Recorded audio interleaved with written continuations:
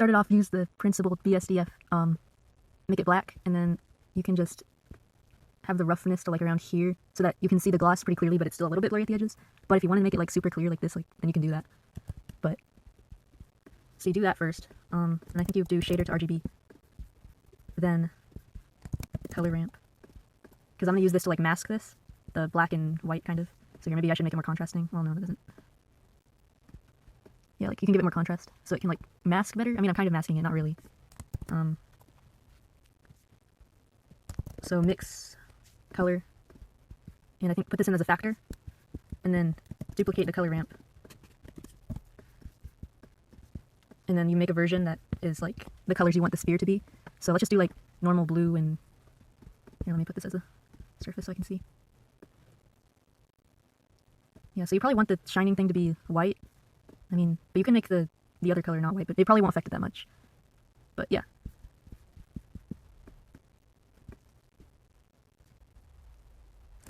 So then, let's add the gradient, because there's always like a gradient in the middle here, so let's add that. That's pretty easy. Gradient texture. Then add Control T, I think. So then you can get the mapping, and then let's just...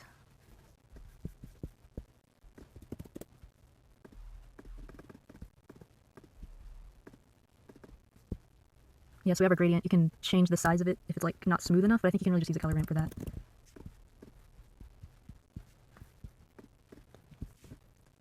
So let's make a dark blue for the top, and then a lighter blue for the bottom. Oh. I think I have to change that gradient, actually. Here we go. This is good. So...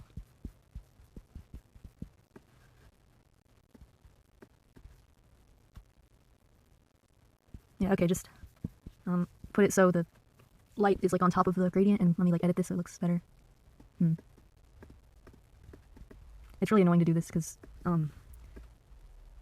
don't know, the colors. Let me see.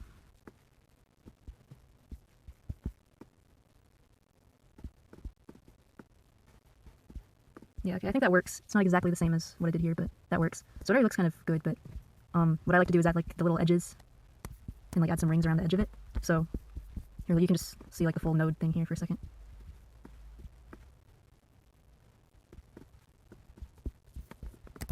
And so now I'm going to put layer weight with facing and put that into the color ramp. And let's see that. Yeah, that adds the ring at the edge of it. So we can put the color ramp and edit the colors. So I guess for the very edge, I want to make it a darker color to like give it an outline without having to actually like physically put that in there. Just do it through the shader. And then for this, let's do like a light bluish, or yeah, let's get more like aqua looking. And yeah, we could do like that.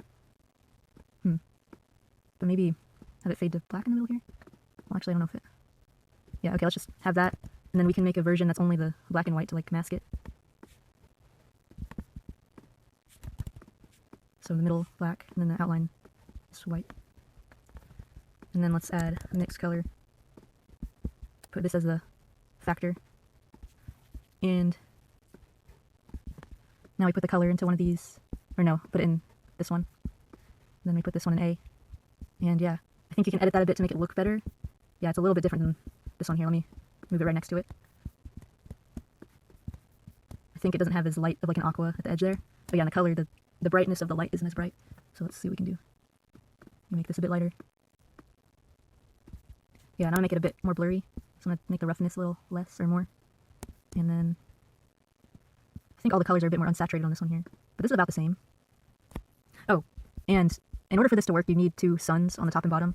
Well, you can kind of change the lighting a bit, but yeah, that's what you... because that's what's giving them the shine, you know? So you can mess with it to do some unique things, but yeah, you need this to be there.